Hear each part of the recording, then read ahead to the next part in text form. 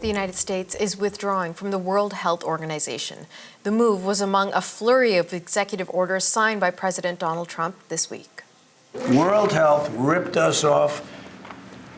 Everybody rips off the United States. And that's it. It's not going to happen anymore.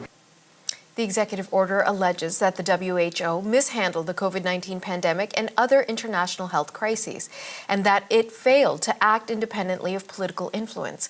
The order also mentions disproportionately large payments from the United States.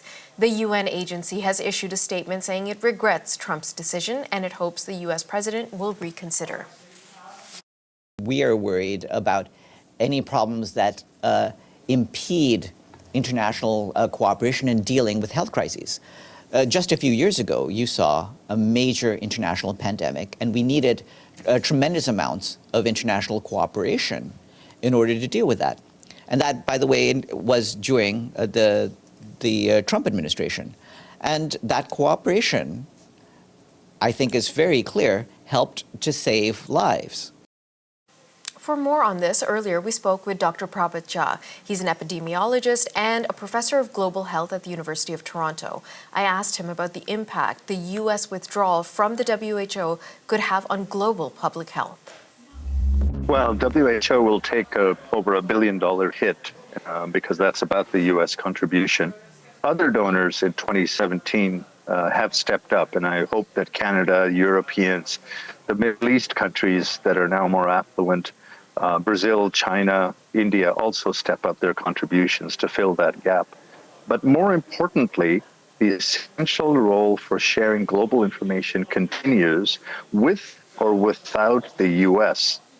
And the worst case scenario here actually would be like this, that if another virus comes to fore, and likely it would come out of the so-called wet markets that are commonly seen in China and Southeast Asia, then if that virus, the information on that, it might well be the Chinese government says, we'll share the information with everyone except the U.S.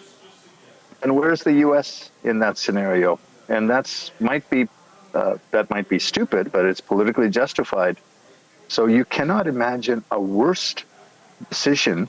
Or basically, yes, Mr. Trump might be thinking, well, I can give the middle finger to anyone I want in anywhere in the world.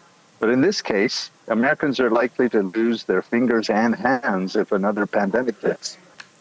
At the same time, President Trump has also ordered federal health agencies to halt all external communications as well. So how might the communication freeze affect public health, most specifically in the United States? Well, it's not just in health, but in all sorts of areas. The technocratic information that comes out of the various government agencies is absolutely crucial to science. It's absolutely crucial to planning and to informing the public. I think of how useful the Surgeon General's reports have been in the U.S. over the many years. And putting a gag order on those effectively means the government is absent in compiling and disseminating scientific evidence in the U.S.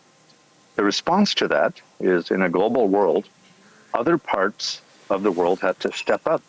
Canada has to increase its science contributions and focus on global science. So does the UK, so do the Europeans.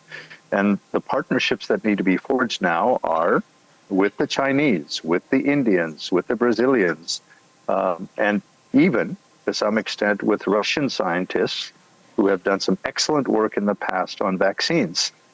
So we have to remember that public health is a global phenomenon. You just cannot say we're going to put up a fortress, because viruses don't respect fortress walls at all. That was Dr. Prabhat Jha. He's an epidemiologist and professor of global health at the University of Toronto.